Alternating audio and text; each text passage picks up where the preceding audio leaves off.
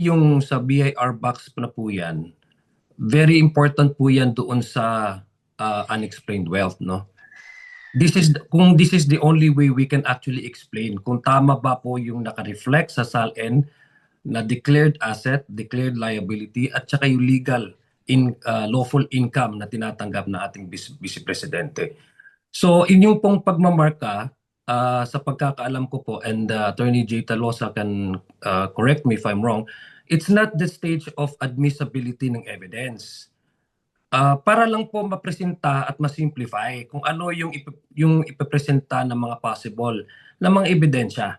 Hindi ang korte po ang may kapangyarihan para i-admit ito. So from the very start na ayaw nila, it only speaks to us one thing, no? Na parang takot sila mabuksan itong box na ito. No? Baka ito yata yung smoking gun. In fact, hindi lang hata ito smoking gun. Para mukhang armory na itong box na ito, no? So it only speaks about their unwillingness to face the charges head on.